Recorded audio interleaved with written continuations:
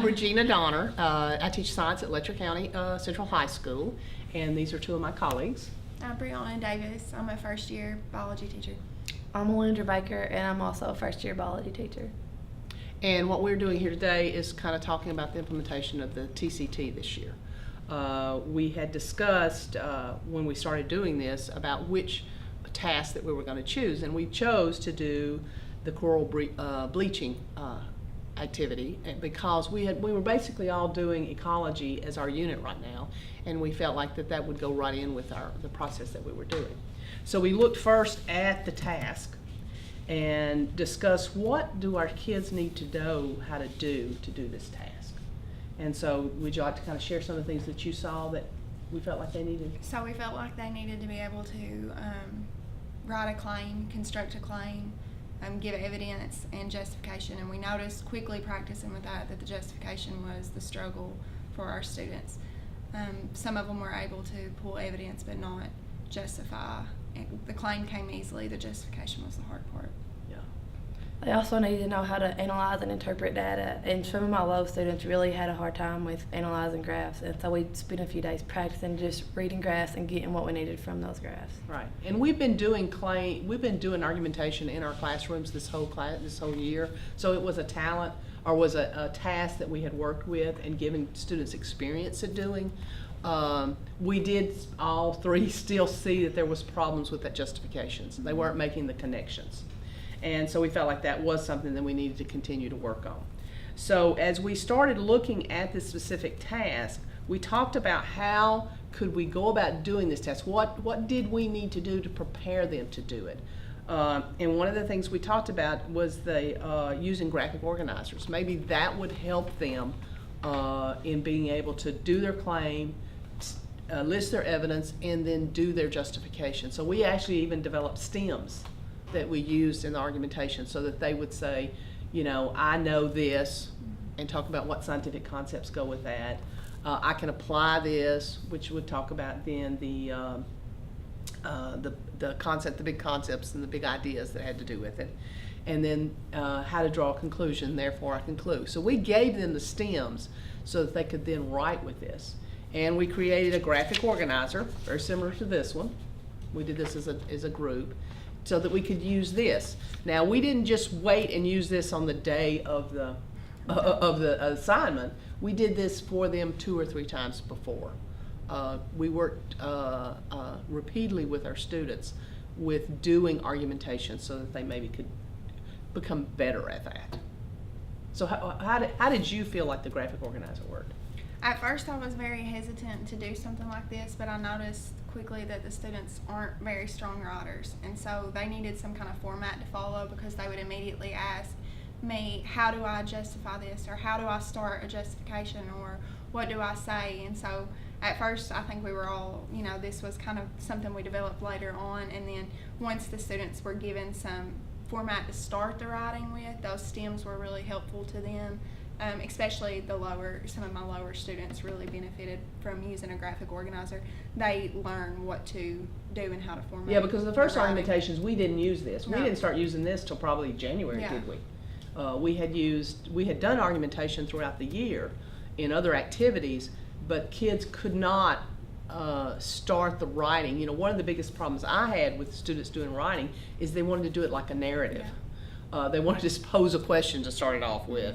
Or they wanted to tell a story or something. Yeah, like have that. a catching first sentence. Yes, yeah, exactly. They wanted to get my attention. They wanted to get my attention the first time. Yeah. They asked me that too. And so to go from that writing for English to writing in science was a difficult thing for them. And I think that was one of the problems that For they sure. had. Yeah.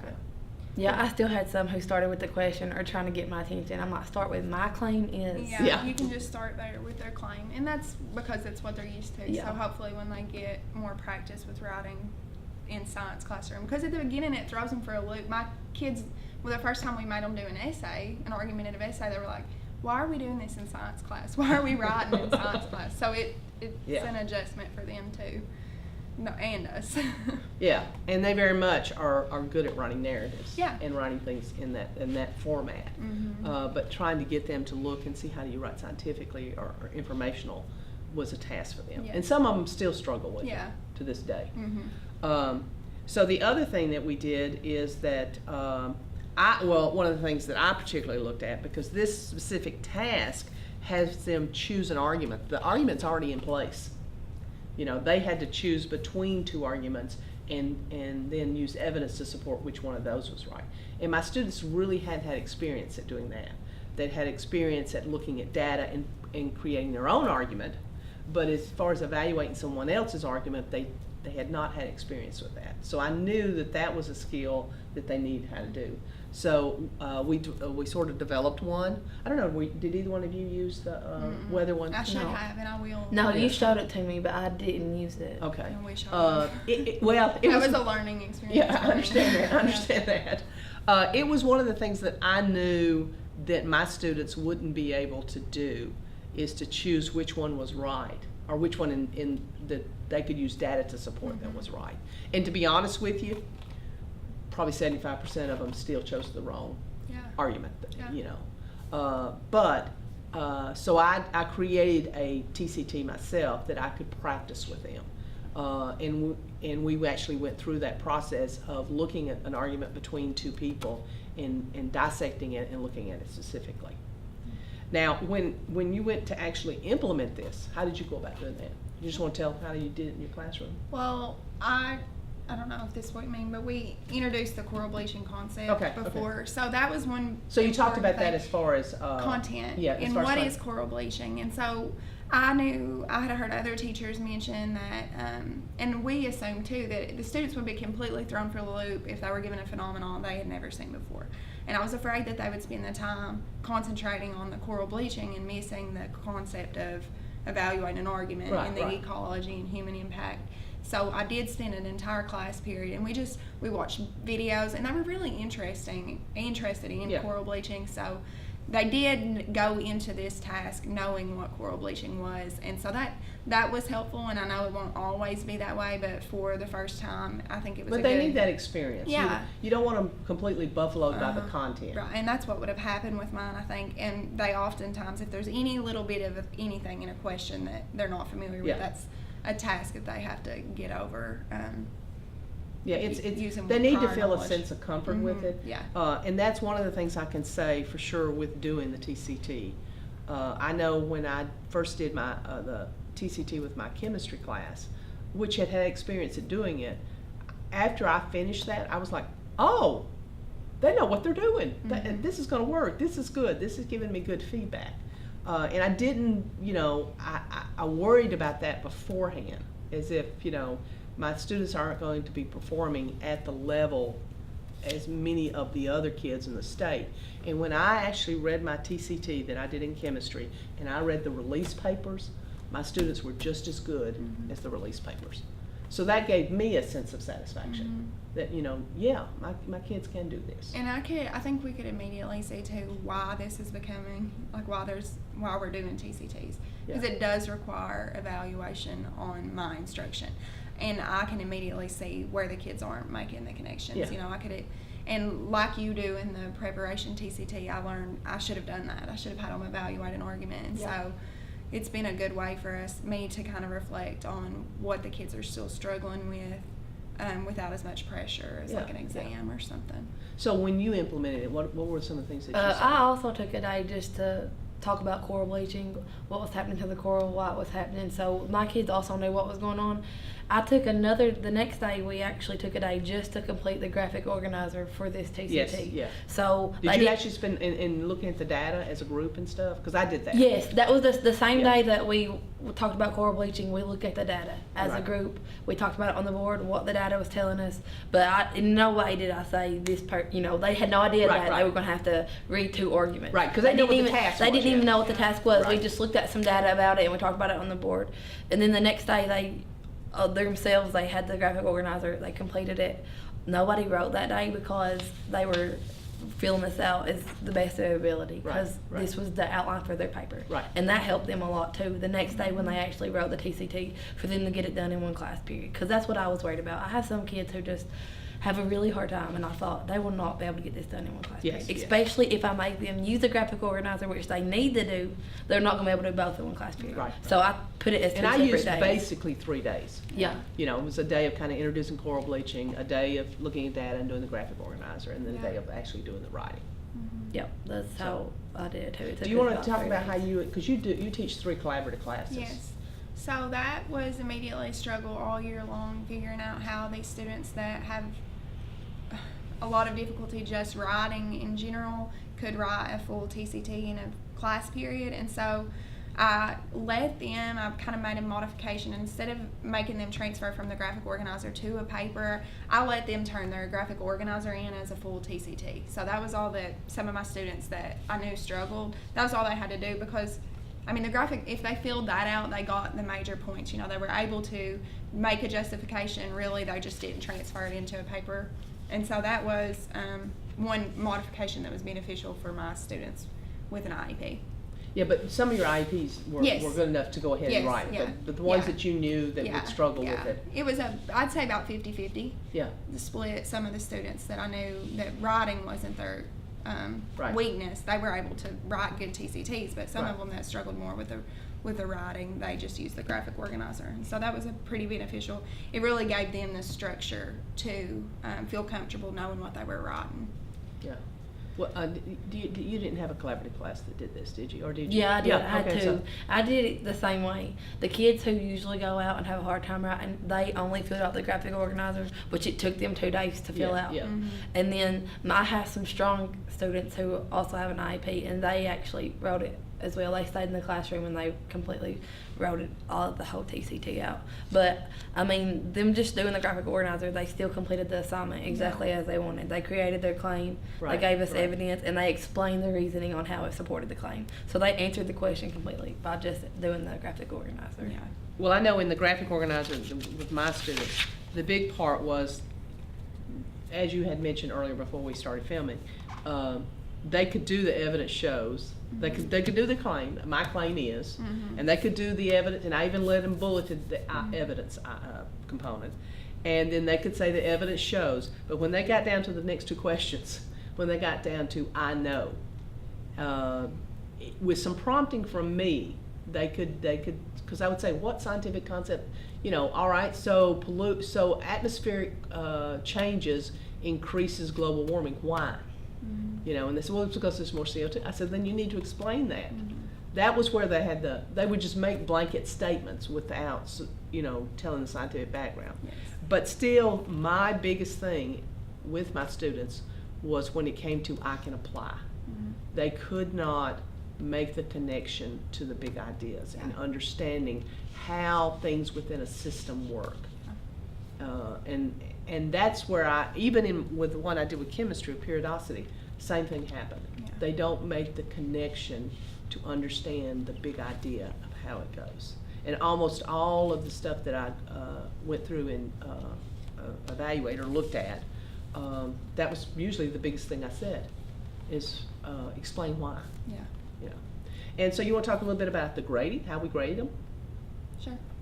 So what did you do? So I just did low, medium, and high for my students, and I didn't do medium plus, you know, if they were really close to a high, or low, medium, but I gave the students, as far as grades, they received grades for completing this task, more so than, you know, I didn't grade. I gave them feedback on their individual tasks.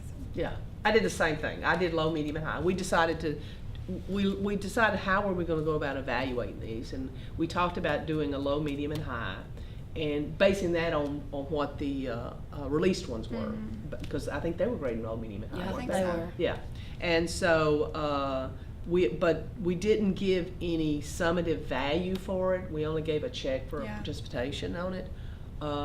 Because we felt like this was more of a task to inform us of what was going on in our classroom and the understanding of our students, rather than evaluating their performance. It was more evaluating our performance of what have we done to do this. Like Brianna, I also gave feedback on the evaluation of it. You know, I made a couple marks. I have not shared it back with the students yet.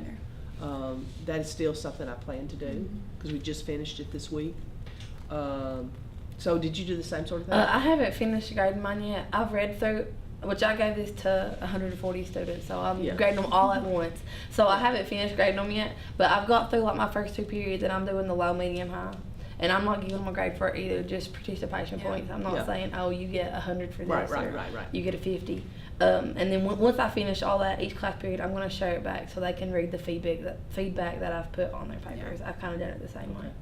So, in doing this, what do you feel we'd do different? I mean, I feel comfortable with what I did. I really do. I feel comfortable with implementing this. I feel like we were pretty thorough with it. I don't think we just threw something together and said, No, okay, tomorrow we're going to do TCT. They I wouldn't think have done well. we did Yeah. we did some prepared plan. We them. prepared for this, and we took some time, and it didn't take away from our instruction No. because it fell within the unit that we were doing. Exactly, yeah. But if we were going to do it, if we were going to do it again, what would we do different? I would definitely practice picking an argument Yeah. and like I would too. and doing that way. That's all. Because I didn't do that like Yeah. you did. I didn't give them 2 arguments or practice one where they analyzed 2 different arguments and decided which argument was better. Right. I didn't do that with my kids. So I also had kids who picked the wrong argument. But we hadn't even. But a lot of my kids, even if they sided with one argument, they didn't say why that argument was right. Yes. They Right. sided by. They said why. Pollution was the problem and Right. not global warming. Right. They didn't say that That her was the argument was argument, better. yeah. They didn't talk about that at all. Yeah. So I feel like if I had practiced that with them, they could have been able to do Yeah, that. yeah. But because we didn't practice that, none of them, maybe a few that I haven't read yet have, but Yeah. so far none of them have done. I agree that I knew that was a skill when I looked at that at the prompt, that I said they can't choose between 2 arguments and say which one's the best. Right. And that's a skill. Yeah. That's a Yeah. skill that takes a lot of practice. And it's relevant for them, on their ACT too, and any kind Yeah. of, it's a relevant skill to have to be able to evaluate an argument, and it is something that they don't have experience with. So I think, same as Alander, that I would have done more practice with that, and I think just integrating little things throughout, our class discussions, pulling more arguments, if we're talking about climate change, and having kids, making that more a part of the everyday lesson, that kids have more experience with evaluating arguments, and we've worked hard on doing that, just making Yeah. it more